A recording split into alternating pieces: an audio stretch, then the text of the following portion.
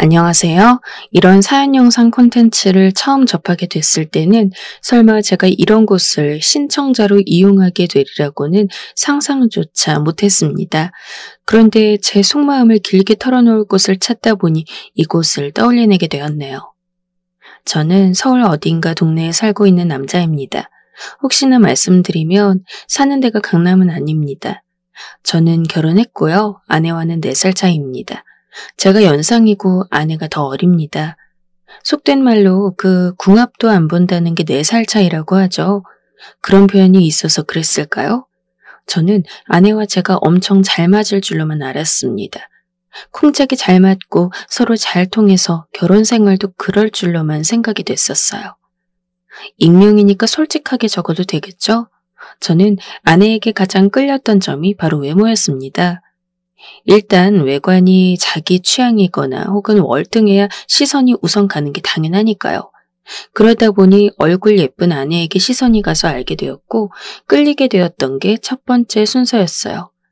몸매는 결혼하고 나서부터 살짝 통통해지긴 했습니다만 결혼하기 전 저랑 연애했던 아가씨 시절엔 상당히 날씬한 몸매를 아내는 유지하고 있었죠. 얼굴도 예쁜데 몸매까지 받쳐줬던 것이에요. 아내는 피부도 꽤 하얀 축에 속했고요. 본인도 피부 관리에 투자 많이 하고 신경 쓰는 편입니다.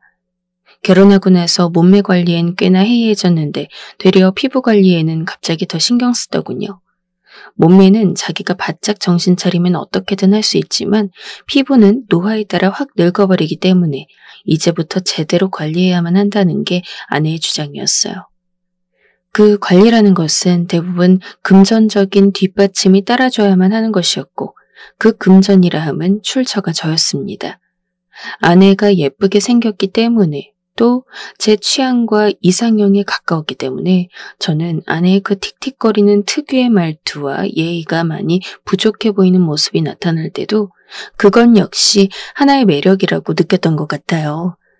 그 외에 사람이 예쁘거나 잘생기면 그 얼굴 보고 화가 안 나기 때문에 싸울 일도 거의 없다는 그런 말을 있잖아요. 전에 인터넷에서 그런 식의 말이 유행하는 걸 보고 진짜 웃기고 황당하다는 생각을 했는데 제가 정말 아내를 만나보니 그 말이 맞긴 하더군요. 분명 사람 열뻗치게 만드는 말과 행동을 하고 있는데 그에 비해 제가 화가 잘 안 나더라고요. 아내 정도로 예쁜 여자면 저럴 수도 있는 거지. 살다 보면 당연히 저럴 수 있다. 이렇게 속으로 합리화까지 했던 듯 싶습니다. 속물근성이고 우습고 그렇죠. 그런데 정말 그랬었어요. 지금 생각하면 한숨만 나오고 머리가 아플 따름입니다. 제가 궁합도 안 본다는 4살 차이에 더 어린 아내의 외모에 빠져서 연애하고 결혼까지 했었냐고요? 그걸로만 끝이었다고 하면 아닙니다. 저는 제 이 외로움을 잘 타는 성격이 지대한 몫을 했다고 여기고 있어요. 제가 남녀 성별을 떠나 아내와는 상당히 외모의 장르가 다르게 생겼습니다. 좋게 표현해서 다부지게 생겼어요. 운동을 특별히 열심히 한 것도 아닌데 기본적으로 떡대가 큰 편이라서 다부진 인상과 맞물려 굉장한 오해를 불러일으켜냈습니다. 열의 아홉은 저를 보면 저 사람 되게 거친 성격일 것 같다. 조금 무서운 느낌이다. 이렇게 오해하곤 했으니까요. 저는 스스로가 절대 그런 사람 아니라고 생각합니다. 그리고 외모에서 기인하는 선입견은 그렇게 신빙성이 없다고도 생각해요. 제 친구놈들 중에 한 놈이 전문적으로 보디빌더를 준비했었어요. 근육을 엄청 빵빵하게 키워서 몸 자랑 대회 나가는 그거 아시죠? 바로 그걸 준비했던 놈입니다. 그리고 이놈이 제가 아는 사람들 다 통틀어 가장 유약하고도 소녀 감성을 지녔어요.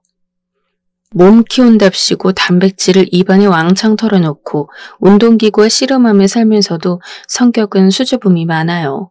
은근 내성적이고 조용하게 웃고 일본 애니메이션 그런 거 좋아하고요.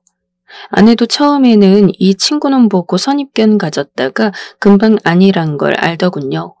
아무튼 겉과 속은 같을 수 없다는 것입니다. 제가 정말 외로움 잘 타는 성격인데 하필 외모는 상남자처럼 생겨서 이런 외로움 충족이 잘 안 되던 것 같아요. 정말 친한 사람들 말고는 다들 저보고 너는 혼자 에베레스트 등산도 가능할 것 같다. 혼자서 시골 폐가 체험도 너는 새벽 한밤중에 하게 생겼다. 뭐 이런 식으로 생각해 주니까요.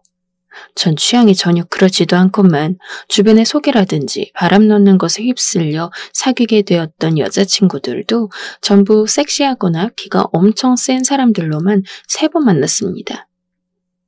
그랬던 저였으니 아내를 보고 홀딱 빠져들 수밖에 없었죠. 이렇게라도 변명해보고 싶네요. 아내는 누가 봐도 섹시함이 아니라 귀여움에 가까운 외모고요. 분위기도 청순한 느낌입니다. 목소리 톤이 높은 편이고 무엇보다 애교를 엄청 잘 부렸어요. 참고로 여기서 이 아내의 애교라는 것은 본인이 기분 아주 좋을 때만 잘 나옵니다. 저도 원래 몰랐다가 시간이 점차 지나면서 알게 됐죠. 그리고 또한 아내는 기분이 그 정도로 좋은 순간이 잘 없는 사람이라는 사실 역시도요.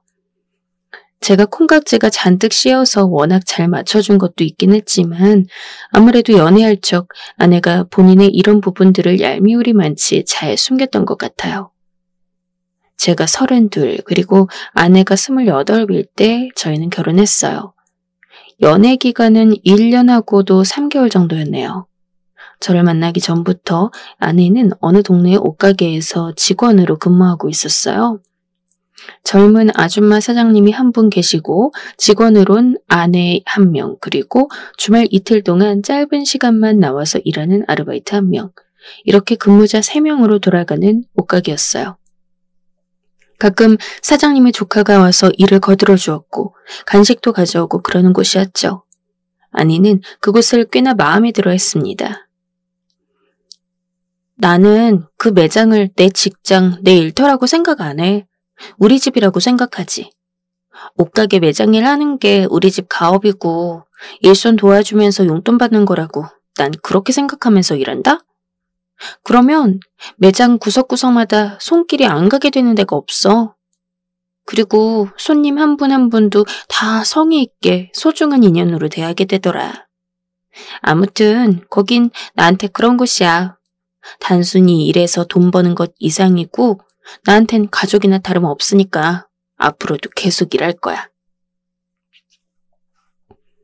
저랑 같이 맥주 한잔 하던 날에는 무슨 얘기가 나왔다가 그 옷가게 얘기로 번졌거든요. 그때 아내가 그렇게 말했어요. 자기 근무지에서 만난 인연들을 소중히 여기고 일할 때 그런 마음가짐 가지고 일한다는 것에 저는 감동받은 것을 넘어 약간의 존경을 느꼈습니다.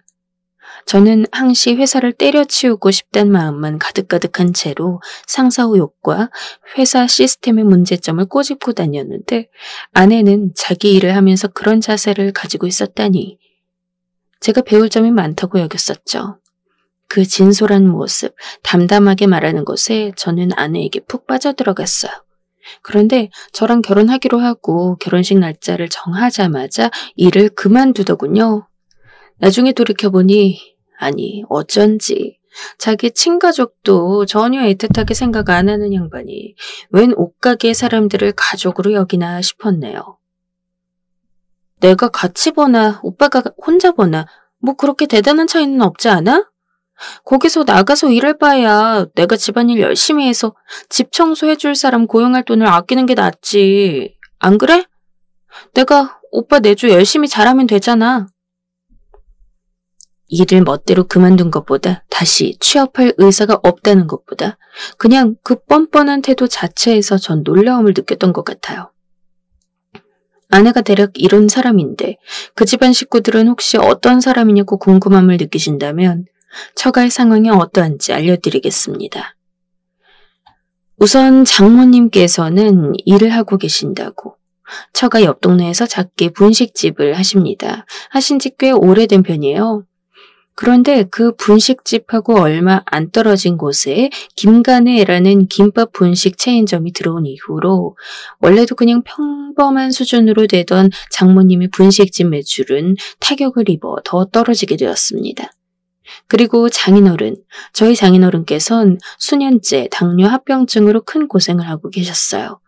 관리하시면서 힘겹게 지내시던 와중 허리 디스크가 터져서 수술을 받게 되셨죠.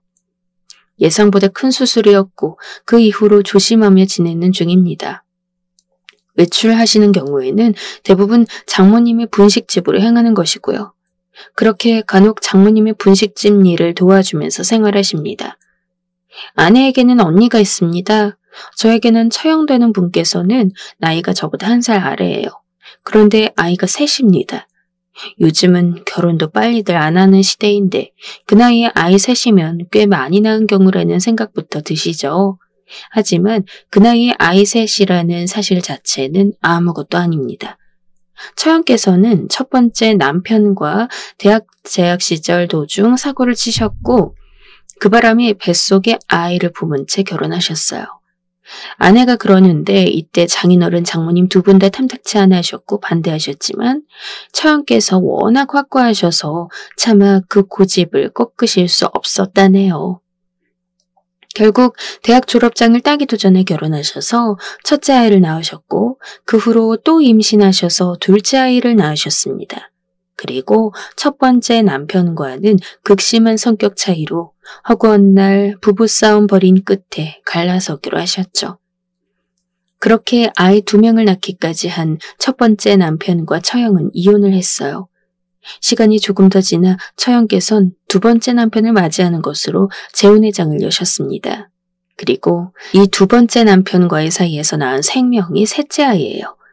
이분과는 그래도 잘 사는가 싶었지만 그건 제 착각이었나 보더군요. 저랑 아내가 결혼한 직후 처형께서는 두 번째 남편과 이혼을 하셨어요. 타이밍이 좀 그렇더라고요. 마치 본인 동생이 결혼해 누가 될까봐 일부러 이혼을 미리 안 하고 질질 끌었다가 처리한 느낌이었달까요? 어차피 그 두 번째 남편과는 다 끝난 사이였는데 일부러 이혼 타이밍을 기다린 것 같다고 제가 의심을 할 수밖에 없었던 게 금세 세 번째 남편이 등장했기 때문입니다. 새 아이를 다 보듬을 수 있는 마음씨가 넓고 따뜻한 남자라나 뭐라나 저는 딱 2번 뵀어요. 혜성같이 나타나 처형의 세 번째 남편이 되었던 그분은 허망하게 슉 떨어지고 마는 별똥별처럼 사라지셨습니다. 초고속 이혼이었어요. 그 사이 일들도 있었죠. 처형의 두 번째 남편이 자기 아이는 자기가 키우겠다고 주장하시며 셋째 아이를 데려갔다가 그쪽 집안에 웬 일이 크게 터져서 몇 달 후 처형이 다시 그 셋째 아이를 데리고 오셨습니다. 저의 솔직한 심정으론 세상에 뭐 이런 여자가 다 있나 싶었어요. 어찌됐든 처형은 처가에서 지내십니다. 그리고 동네 카페에서 평일 5일을 다 나가는 아르바이트를 하는 것으로 생계활동을 이어가고 계세요. 장인어른께서 댁에 계시면서 3명의 아이들을 봐주시고 있는 것이었죠. 참고로 셋 다 남자애들입니다. 처형께서는 어째 아들만 줄줄이 낳으셨어요. 애들이 참 활동량도 그렇지만 먹는 양들도 대단합니다. 식비가 꽤 든다고 하더군요. 처가는 오래된 빌라이고요. 그곳에만 거의 20년 가까이 사시는 중이라고 들었어요. 천만 다행인 점은 그 집이 새 내고 사는 곳이 아니라 자가라는 점, 그리고 평수가 30평대라서 아주 좁진 않다는 것 정도가 있어요. 그리고 마지막으로 처형과 아내는 이복자매입니다. 이건 또 무슨 소리냐고요? 장인어른께서 첫 번째 결혼해서 그 부인과 처형을 얻으셨고 이후 이혼하셨어요. 얼마 있다 재혼하여 만나신 분이 현재 장모님이고요. 장모님 사이에서 얻은 자식이 바로 아내입니다. 장모님은 초혼이었다는 걸로 알고 있어요. 아내의 집안, 요즘 표현으로 혹시 흙수저 아니냐고 물어보신다면 그런 셈인 것 같다고 전 답변해 드릴 것 같습니다. 처가 쪽의 그 친척분들도 제가 아는 한 부유하게 사는 경우가 전혀 없거든요. 그 집안 통틀어서 사회적으로 성공을 거둔 사람이 있다든지 돈을 꽤 벌었다든지 하는 사람이 한 명도 없습니다. 그러니까 그나마 그 집안에서는 아내가 월 200만 원 버는 일자리를 유지하면서 지낸 것이 가장 안정적이고도 나름 대단해 보였다고나 할까요? 제가 말씀드렸다시피 상당히 외로움 타는 성격을 갖고 있는데 가난과는 관계없습니다. 저희 집은 다른 점이 부족하거든요. 저는 제가 외로움 타게 된 이유가 아무래도 엄마의 부재 때문이라고 생각해요. 저 중학교 1학년 때의 봄이었는데요. 그때 엄마가 돌아가셨어요. 허망하고도 황망한 교통사고였습니다. 병원에서 사흘을 꼬박 버티시다가 끝내 이 세상과의 영원한 작별을 고하시고 떠나셨어요. 갑자기 엄마가 그렇게 떠나시고 나니 그냥 멍하더군요. 교통사고를 낸 가해자가 무릎을 꿇고 사과했지만 그것으로 저와 아버지의 가슴에 난 커다란 구멍을, 저희 가정에 영원히 생겨버리고만 부재를 채울 수는 없는 노릇이었습니다. 이미 엄마는 2번 다시 돌아올 수 없는 것으로 떠난 뒤였는데 무릎 꿇고 사과한다고 해서 뭐가 달라지나요? 그런다고 해서 엄마의 얼굴을 다시 한순간이나마 볼 수 있는 것도 아니었는데요. 교통사고 낸 가해자가 뻔뻔하게 직접 사과하지 않는 경우도 비일비재하다고 저의 사연을 들은 사람들은 말해주곤 했었습니다. 그게 위로랍시고 하는 건지 전 이해가지 않았어요. 그럼 뭐 사과라도 받았으니 저희 같은 경우엔 운이라도 좋았다는 건가요? 삐뚤어진 생각만 하게 되었고 점차 분노가 치밀었어요. 세월이 흐르면서 그 분노가 흐려진 뒤로 남아있는 건 허무함이었습니다. 정말 속이 허하더군요. 전 어딜 가도 무얼 해도 내면의 한 구석에서는 공허함을 안고 있는 사람으로 자라나 있었어요. 엄마를 그토록 허무한 방식으로 떠나버린 것에 대한 아픔으로 후유증을 겪은 것은 저뿐만이 아니에요. 바로 아버지가 계셨죠. 네 엄마를 만난 이후로 나에게 여자는 오로지 네 엄마 하나뿐이었다 라고 말씀하셨던 것이 바로 저희 아버지였어요. 엄마가 돌아가신 이후 아버지는 전혀 재혼을 생각도 안 하셨고 일말의 고려조차 하지 않았습니다. 오로지 일. 그저 일터에만 틀어박히신 채 일에만 매달려 사셨어요. 제가 성인이 돼서 아버지와 술을 한 잔 제대로 기울였던 적이 있었어요. 그때 취기가 오른 채 아버지께서 저에게 하셨던 말씀이 사실 말이다. 난 네가 없었더라면 진작에 삶을 포기했었을 거야. 저를 아주 놀라게 만들었어요. 저는 아버지가 그런 생각을 품고 계셨을 줄이라곤 거기까지는 짐작 못했기 때문입니다. 아버지께선 그만큼 정말 그 정도로 엄마가 한순간의 사고로 세상을 떠나셨던 게 힘드셨대요. 도저히 감당할 수 없을 정도로 슬프셨다고 합니다. 후에 그 시절을 돌아보니 아무래도 우울증을 깊게 오래 앓고 계셨던 것 같다는 생각이 드셨다고 해요. 그런데 심적으로 너무 힘들고 지치고 다 놓아버리고만 싶어도 자식이 있으니 죽지 않고 살아야 한다는 생각을 강하게 품으셨던 겁니다. 자식이 있으니 어떻게 해서든 버텨야만 한다고, 그러니 서글픈 상념들이 끼어들 틈도 없을 만큼 바쁘게 일하며 지내시게 됐던 거예요. 다른 생각 않고 그저 묵묵히 일만 하면서 아버지께서 지내셨던 건 그런 배경이 있었던 것이라는 것을 저는 성인이 되고 나서야 알았습니다. 아버지의 그런 고백에 제가 눈물이 터질 수밖에 없었어요. 왜냐하면 저는 엄마가 그렇게 떠나신 이후로 늘 혼자였거든요. 저 초등학교 6학년 올라가면서 이사했던 큰 집이었습니다. 그 집에서 엄마는 고작 1년을 좀 더 넘게 사신 게 전부였죠. 넓은 집 안에서 늘 혼자 있는 기분은 슬프고도 무서웠습니다. 아버지께서는 금전적으로 절 곤란하게 하신 적이 없었어요. 되려 늘 풍족하게 언제든 누릴 수 있도록 환경을 조성해 주셨죠. 갈수록 일에 몰두하셨으니까요. 하지만 저는 정서적으로 불안정한 10대 시기를 나는 중이었으므로 그런 경제적인 풍요로움으로는 해결할 수 없는 어떤 갈증을 계속 느끼고 있었습니다. 평일이고 주말이고 늘 들어갈 때마다 저 혼자인 집이 쓸쓸했어요. 그나마 친척들이랑 사이가 좋아 명절에 외롭지 않다는 것 정도가 위안이었던 것 같습니다. 쓸쓸한 그 공허함은 만성적으로 굳어져 외로움으로 발현하게 되었어요. 제가 아내와 사귀면서 그 관계가 진지한 방향으로 틀게 된 지점이 있었어요.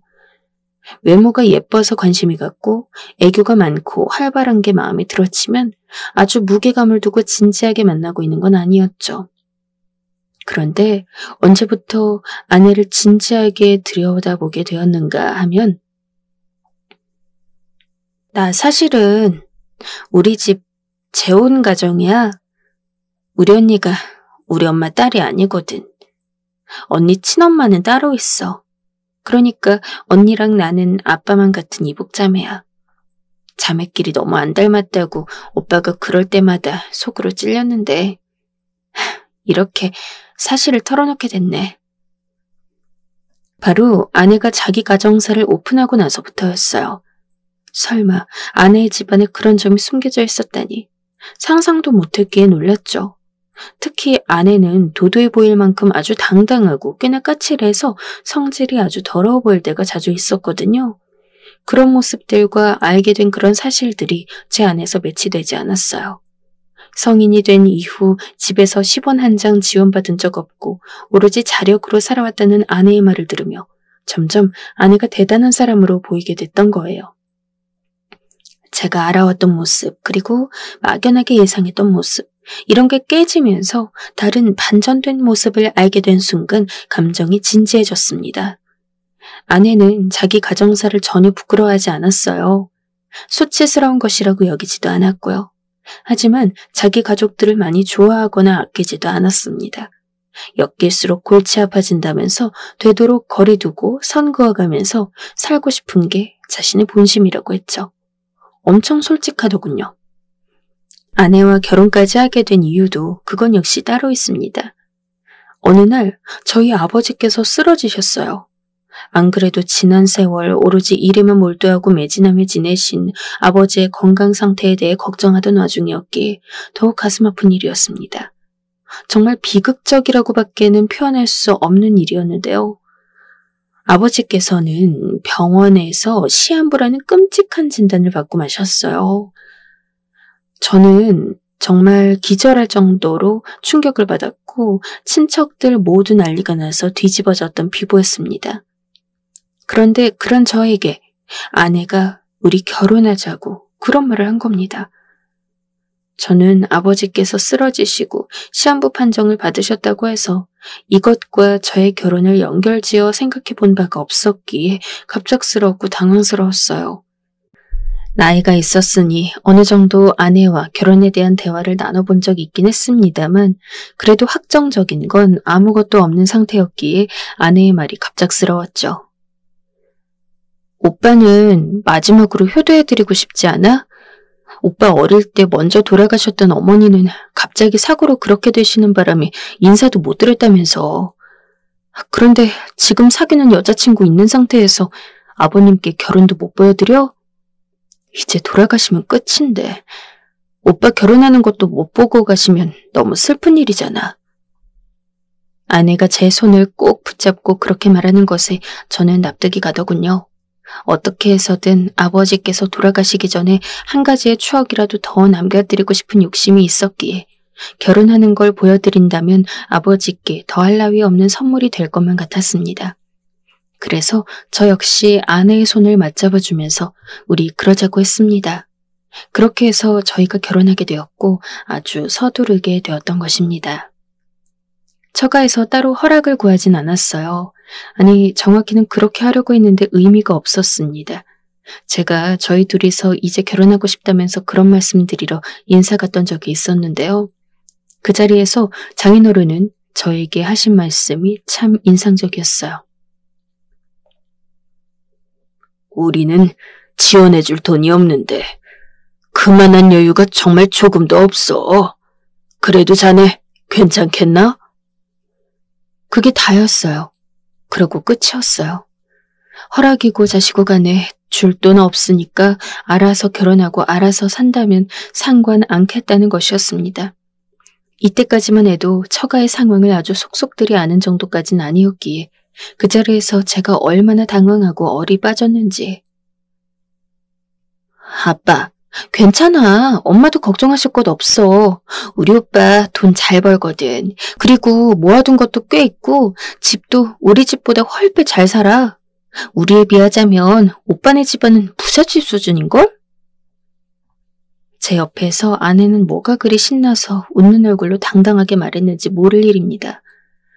어쨌든 저희는 그렇게 무탈한 수순을 밟으며 결혼을 진행하게 되었어요. 결혼을 서둘렀던 덕분인지 아버지께선 직접 결혼식장에 행차하시어 모든 순서들을 함께 하셨어요. 멋지게 차려입으신 아버지를 보고 제가 눈시울이 시큰해져서 결혼식 내내 감정을 추스르느라 힘들었습니다. 저희 결혼식을 끝까지 다 보셨고 이후 저희가 부부로서 드리는 인사도 따로 받으셨고 혈기마저 좋아 보이셨던 아버지께서는 결혼식 날짜로부터 꼬박 한 달이 지났던 날에 돌아가셨어요. 내심 더 버텨주실 것이라 기대하고 있었기에 갑작스러운 부고였죠.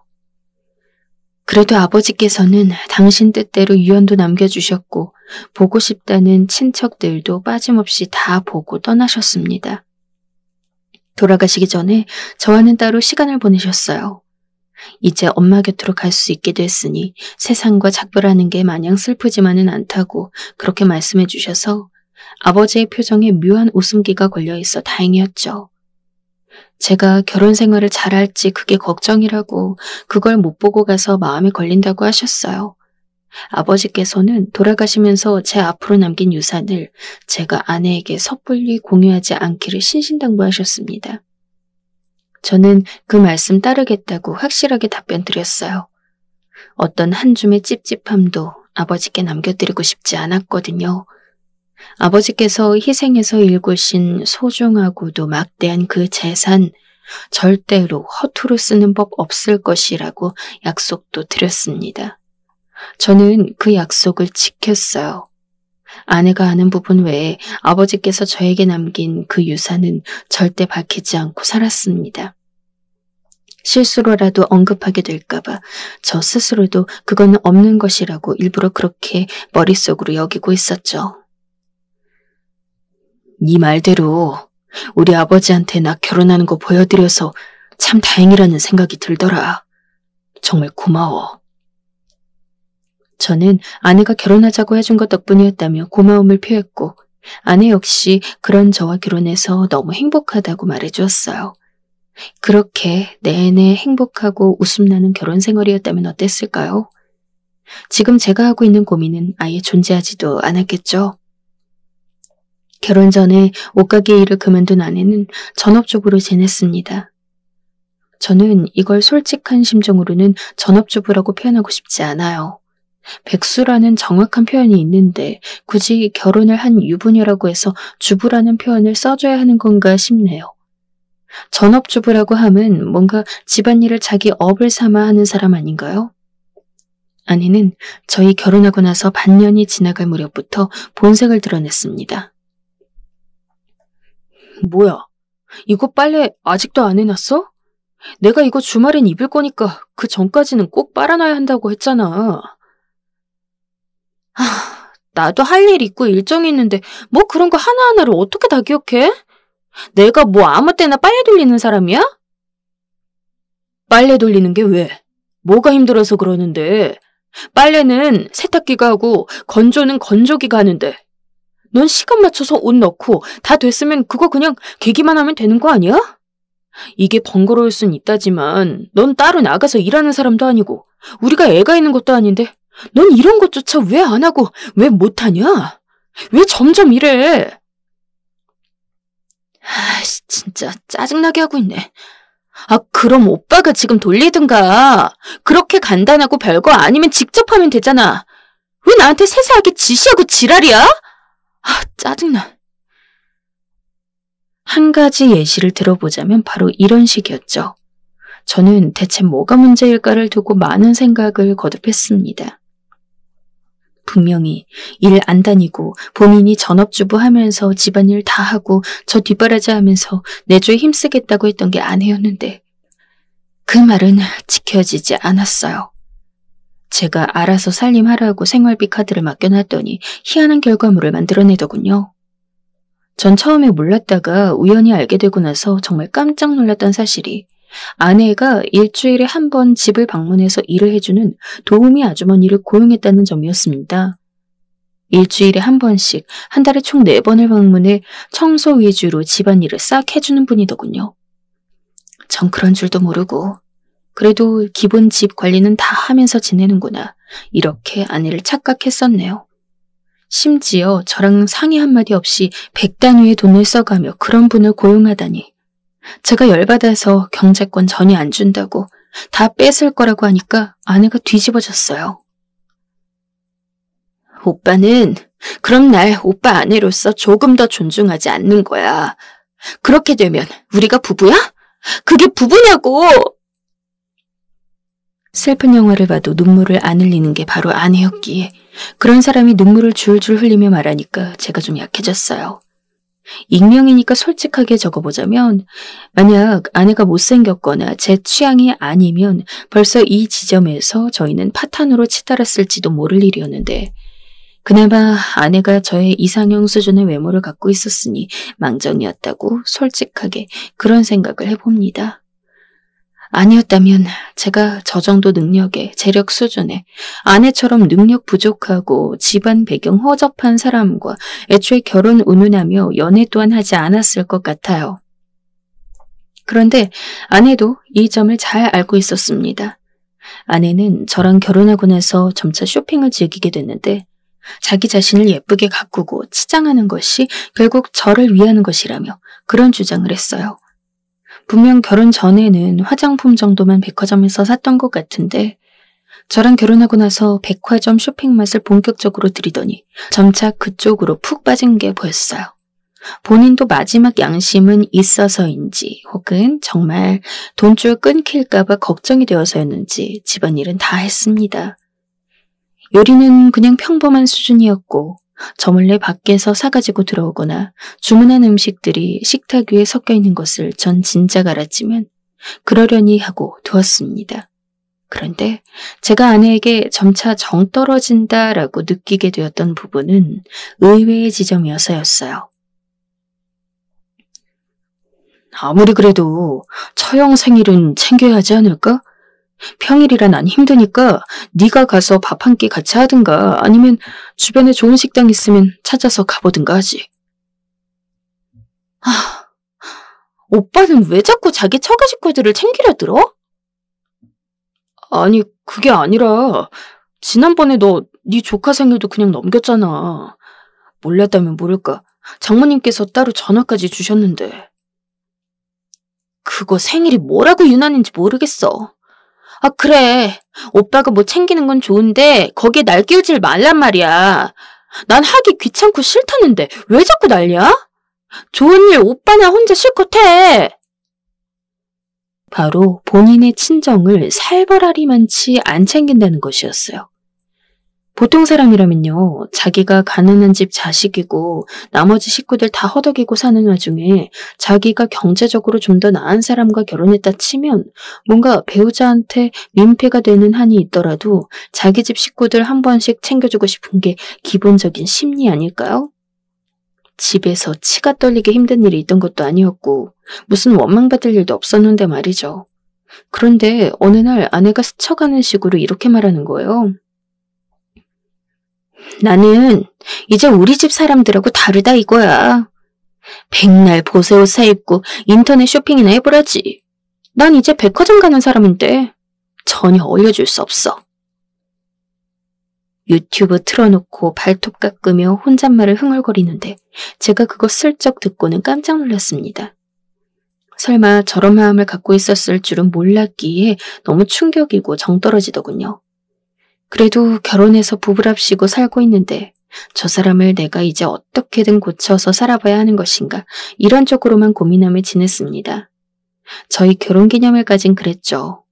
결혼기념일에 아내가 원하는 코스가 있다고 해서 다 그렇게 들어줬고 맞춰줬어요.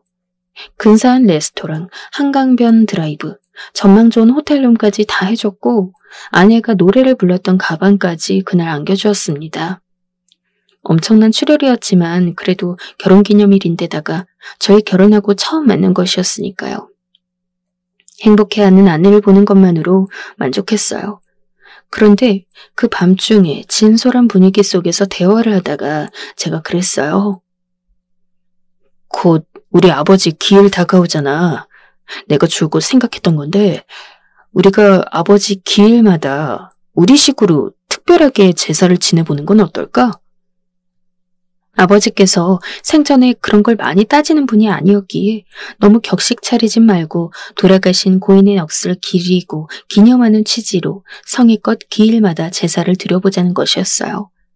제가 신중하게 말을 꺼냈고 설명을 이어갔는데 듣고 있는 아내의 표정이 점점 굳어지는 거예요. 그러더니 기껏 한다는 말이 알았어. 나 생각해볼게. 이렇게 약간 시큰둥한 반응이었어요. 저는 그래도 설마 다른 사람도 아니고 우리 결혼하게 된 계기였던 돌아가신 지 그리 얼마 되지도 않은 자기 시아버지 제사인데 안 챙기고 싶다거나 그런 대답이 돌아오진 않을 거라고 생각했어요. 만약에 싫다고 해도 제사를 지내기 싫다는 것이 아니라 방식이 마음에 안 들다거나 뭐 그런 것일 거라고 짐작했죠. 그런데 며칠 뒤 퇴근해서 같이 밥 먹고 있는데 아내가 묘하게 계속 입술을 삐죽거리더니 이런 말을 했습니다. 오빠, 이미 돌아가신 분 기일 챙기고 제사 드리는 거 그거 너무 비효율적인 것 같지 않아? 그게 무슨 소용이 있어? 아버님께선 우리가 제사를 준비하든 말든 이미 돌아가셨으니까 그런 거 아무것도 모르실 텐데? 너무 황당하더군요. 그래서 제가 또 답지 않게 열받고 말했죠. 그간 맞춰줄 대로 다 맞춰주고 결혼 생활하면서 웬만한 거 다 누릴 수 있게 해줬는데 어떻게 적반하장식으로 나올 수 있냐면서 제가 따져가며 말했습니다. 솔직히 다 떠나서 양심이라는 게 있으면 이렇게 나와서는 안 된다고 말이죠. 그랬더니 아내가 물 한 모금 마시고 컵을 탁 내려놓으며 하는 말이 정말 가관이었어요. 오빠가 꽁쳐둔 재산이 따로 뭐 수십억씩이나 되는 건 아니잖아. 이거 집 있고 몇 억 있고 연봉 높고. 그래. 이 정도야. 그냥 이거라고. 그런데 이 정도 수준 가지고 왜 이렇게 생색을 내? 겨우 이 정도 남자인 것 같아서 난 지금 좀 실망이다. 누가 보면 대단한 자산가인 줄 알겠어. 아내와의 연애 시절을 다 포함해 들었던 그 어떤 말보다도 충격적이었어요. 정말 너무 화가 나니까 오히려 아무 말도 안 나오고 사람이 일시정지 버튼이 눌리더군요. 그래도 설마 기일 당일은 챙길 것이라고 생각했습니다. 저랑 분위기가 냉랭했지만 기일은 기일이었으니까요. 하지만 아버지의 기일, 제사 드리기로 한 당일에 아내는 백화점으로 쇼핑을 갔어요. 제가 왜 이렇게 안 오냐고, 도대체 왜 늦는 거냐고 연락했더니 아직 백화점이라고 하는 말에 머리가 지긴거리더군요. 기일에 그러고 싶냐고 따졌더니 오늘이 신상 나오는 날이라나 그런 헛소리로 변명을 했습니다. 아버지 기일에 그러고 싶지 않았는데 진짜 너무 화가 나서 그날 아내랑 미친 듯이 싸웠습니다. 아내가 그러더라고요. 본인도 자존심이 상해서 더 이상은 안 되겠대요. 돈 안 벌고 노는 사람이라고 자기를 제가 우습게 여기고 있는데 그 모멸감을 이 정도 수준의 경제권 지닌 것으로 떼우기엔 이제 벅차다고 하는 겁니다. 제가 이혼하자고 하니까 자기도 그러고 싶대요. 당당하게 나오더라고요. 종처럼 부릴 여자 따로 찾아봐. 난 이제 못하겠고 안 하고 싶으니까. 오빠 매사에 유세 떠는 거 알아? 그까진 연봉 받는다고 어깨에 힘들어가 있고. 웃겨 정말. 그거 진짜 재수없어. 나는 일 당장 때려쳐도 돼. 지금 나 가진 돈으로도 한참 먹고 살 수 있어. 그리고 아버지가 나에게 남기고 가신 유산 시세로 따지면 현재 50억은 돼. 돌아가신 아버지 살뜰하게 챙길 여자 만나서 그 돈 함께 누리면서 살게. 넌 이제 빠져줘라. 저를 한참 쏘아보던 아내가 제 발언에 긴가민가한 표정이 되더라고요. 그리고 그 다음부터는 굳이 설명 안 해도 아시겠죠? 이대로 이혼할 수 없다면서 눈물로 절절하게 매달리고 있습니다. 저는 원래도 떨어져서 달랑달랑 매달려 있던 그걸로 간신히 버티고 있었는데 이젠 진짜 아니라고 생각하고 있거든요. 그래서 지금 어떤 방식으로 이혼해야 할지 고민 중입니다. 그런데 이 대단한 여자, 어제 보니까 저희 아버지 사진을 자기 휴대폰 배경화면에 해놓고 저 보랍시고 티를 내더군요. 제가 소스라치게 놀라서 많은 생각이 잠겼다가 사연 글까지 써보게 됐네요. 진짜 세상에는 별종들이 다 있는 것 같습니다. 하필이면 제가 별종에 잘못 걸린 건지, 아님 애초에 호구 기질이 강해서 이렇게 된 건지 헷갈립니다. 돌아가신 부모님께 더 이상 안 부끄러우려면 호구 생활 얼른 청산해야죠.